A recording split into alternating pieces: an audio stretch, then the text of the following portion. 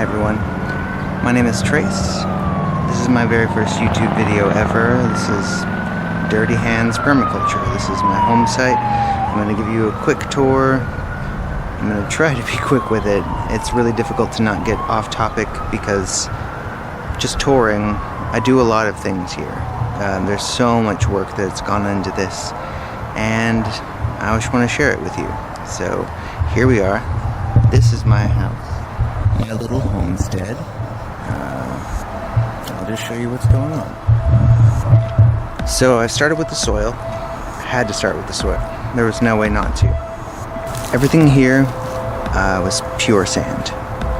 The house was pure sand and rock infill. So there's been over a foot of wood chips put down on the entire property. And then in certain places, there are over 4 feet of wood chips. Most of it has at least a foot, some places 2, and some places 4. This is a 3-year-old collard plant.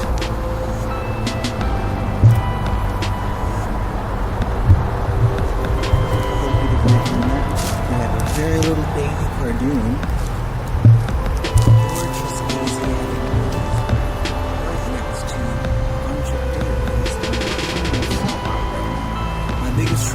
My biggest trouble in this location is this horrifying Bermuda grass.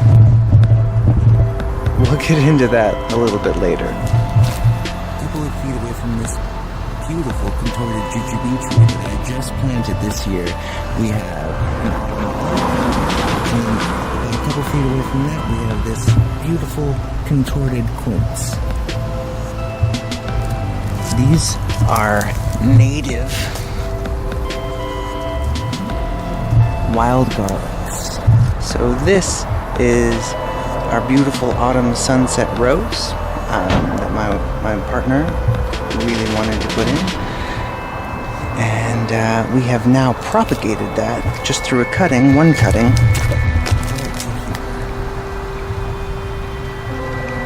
Which has taken off. We tried to propagate another rose, which failed.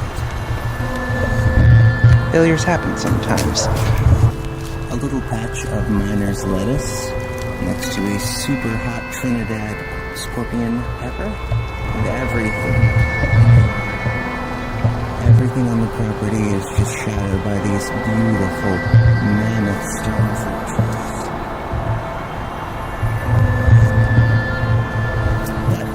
But in the shade of this stone fruit tree, we have Dino Tree Care, which is beautiful. Thank you to Dan from Plant Abundance for these seeds. This one is doing very well. Directly next to that, we have this little fellow, which is a horseradish plant. And behind that, we have comfrey, which is the permaculturalist's best friend. I can't really do a full rose breakdown right now. I will get my partner to help me with that. But I will just name a few of the 11 varieties that we do have growing here. This is a Blumenschmidt rose, which is very, very beautiful. And then we have a couple of dwarf roses right in the front, just to give everything a little bit of balance along with our climbers that are going up this glorious trellis. We have one on each of the 4 corners of this. This one is a 3-year-old, or perhaps 2-year-old, autumn sunset. Just look at all of these buds. And then look at all of the blooms. This rose is performing magnificently. At the bottom here, we have what's called an over-the-rainbow rose. And the over-the-rainbow is a miniature dwarf variety. We just planted this year.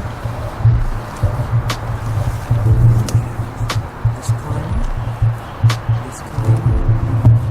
and this climber, all of which we've planted this year next to over-the-rainbow dwarf roses. another bush rose. And the Blumenschmidt is also a bush rose. We have our massive 2-year-old rosemary plant next to beautiful stone fruit trees at the bottom of this nectarine. If they said it was a nectarine, I don't actually believe it was a nectarine. We have this beautiful little apricot. I believe this one is a tropical gold apricot. As you can see, even though they're planted only about 6 feet apart, it's like gold growing into the sun. We live in a property where this is the solar aspect. The sun moves just like this throughout the sky. This is a south-facing property. We also, once again, have fruit and horseradish. And then stuck a little echinacea in here. We have our bird bath. This is a weeping blue Atlas cedar. Around here, we have a little peony that's having a little bit of struggles. So my house is on a downhill slope. If I take the camera and I pan it at a perfect 90-degree angle, you will see everything moves exactly downhill. The thickest portion of the wood chip is actually right here in this area, where I've leveled out the yard even though we're on about a 15-degree downward facing slope. I put another jujube tree right here. Jujube tree and the other are the farthest away, so they have the most difficult time getting water. Those 2 trees actually do the best on neglect. I try to do everything here where it can thrive on neglect. So in the old days, I tried to stabilize the hillside and the downward facing slope by just planting in native clumping grasses, which had very deep tap roots and would prevent the erosion that was causing even my house to slide down the hill. These are eastern gamma grasses. Here we have another Dino tree kale. Once again, thank you, Dan, from plantabundance.com. This baby is my pride and joy. This is a 3-year-old arugula plant. It's going into flower right now, but we eat enough arugula in our house that we'll be able to keep it down. This little fellow is one of the 2 new pomegranate trees that we have put in this year. We had a hard freeze that killed most of the plant, but fortunately, it wasn't hard enough that it killed it down all the way to the roots. So it's coming back from the root mass. It may have dead branches, but it's coming back and it's alive. We have this area over here with this blueberry and the blueberry behind this fig tree right here. This is the most acidic soil on the entire property. So you have to find things that work in acidic soils. So knowing your site is absolutely essential. At the base of the tree, we also have daylily. Glorious onions. 3-year-old onions, going to flower, going to seed. They are beautiful. And then we have another daylily. Right in front of this daylily, we have an Asian pear, which is in the shade of this glorious nectarine. And I just now noticed the first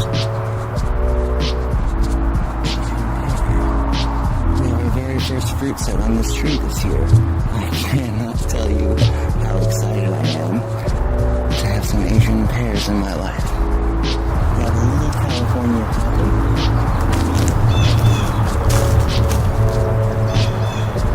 The other blueberry.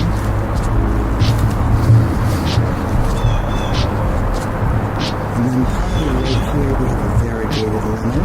It's just now coming out of its winter dormancy. If you look really closely right here, you'll see it's about to go into flower. And you'll have flowers all over this. So I'm in zone 8B, which means we do get maybe 2 or 3 days of frost a year. It got down to 18 degrees one night for about 4 hours, which did heinous damage to a lot of my plants. But we'll talk about that some more on the rest of the tour. I have a small patch of turmeric that I've started. So here we have a crossvine, which does very well in this climate zone.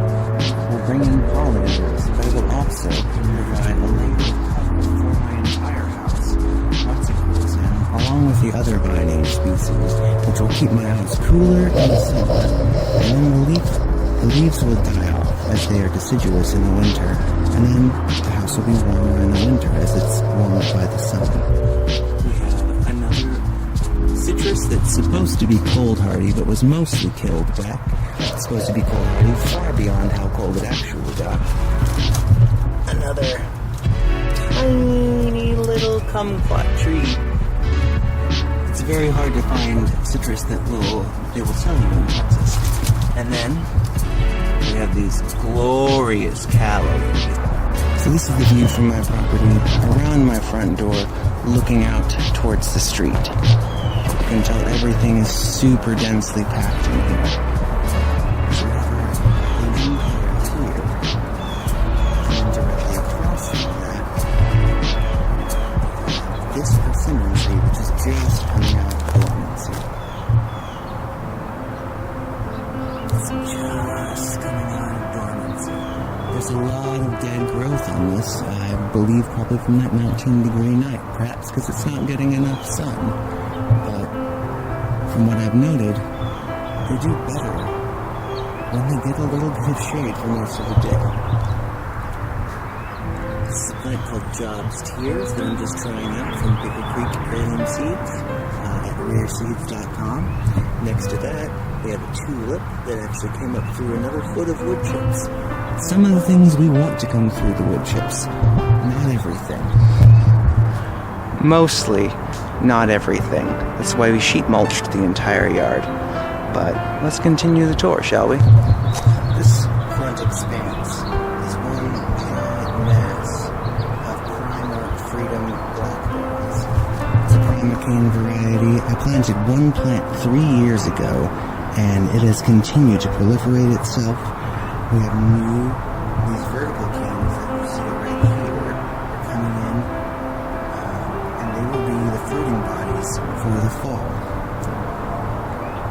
But currently, we have a huge fruit set, and these blackberries get the size of my thumb. They are incredible. If you're in Zone 8B in the DFW area, I cannot recommend enough the Primark Freedom Blackberry. We have a 3-year-old fennel plant, which is bordering this.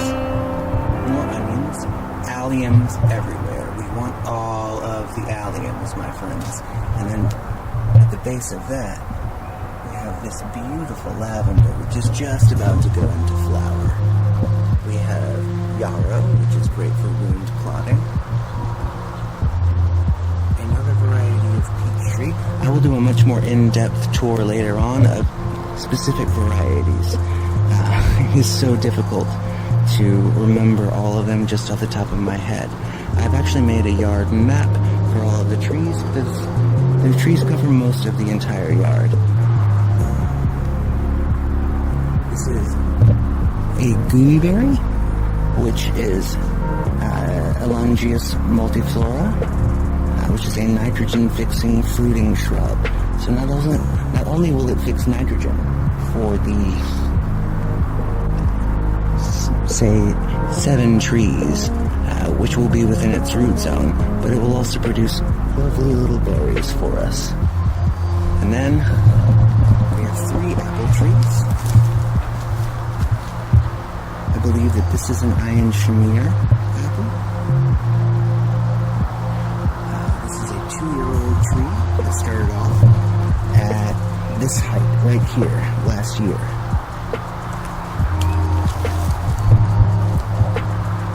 This is a 1-year-old pink lady apple, and I cannot recommend this one enough for people in this zone. But then again, you never know how things are going to go, because this sad specimen right here is our other iron shamir apple. So this one, for some reason that I cannot understand, almost died back to the ground. There are only a couple of shoots coming up. They are above the graft.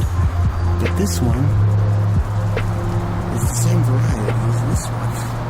I have no idea why they didn't function it the same way. And then we have this beautiful, wonderful, and beautiful pomegranate tree that is in between this beautiful bell of Georgia peach. At the base, I planted a foxglove, which should get up to about 6 feet tall.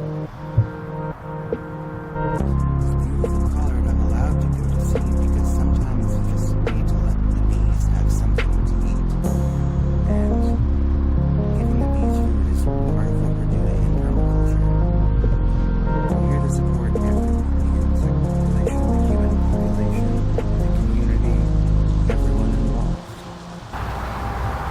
Section right here I've left full of mostly natives and henbit, which I feed to my chickens and my tortoise. And then we have apples here. I believe that these are 2 Anna apples. There's this Anna apple and this Anna apple, both of which are very strange, because I put 2 of the same apples, and the southernmost exposed are the ones that have done the worst, and I do not understand that. And then I planted natives throughout most of this, or have allowed the natives to thrive. These are Chickasaw plum trees. They make about a ping pong ball sized plum, and I'm just allowing them to be here as well, because the easiest way to be a permaculturalist is to plant natives. These trees are propagating themselves. These are runners. They will be fruiting bodies. These are true to form. So this eventually will become a windbreak. So this is the north exposure, and this is where most of our wind comes from. So by planting these trees here and allowing them to proliferate themselves, I'm giving my house and the rest of my forest a windbreak. And this is a date palm. This may or may not work. So most of the fun that I have in food forestry is just doing things that I know will work, and then just trying things that I have no idea if they're going to work or not. It's all about just trying things. It's about fun. You should have fun in your garden. You should have fun in your tiny little yard. So this will conclude my first YouTube video. This is just the front yard tour. I'm doing a lot in the backyard. I'm doing a lot in the front yard. There's a lot to explain, and I've tried to record this video like 6 times now, and either the audio was terrible, or there have just been so many issues. I just want to get this out, and hopefully you all enjoy it. And yes, this is 3 years into hopefully a lifetime project of making this the most dense and beautiful food forest you can possibly imagine. So once again, this is Trace with Dirty Hands Permaculture, signing out. I hope to see you all soon. Please feel free to like, comment, subscribe, perhaps do all of those things that the YouTube wants you to do. I would really appreciate it. Anyway, hope you guys have a great day. Hail Satan.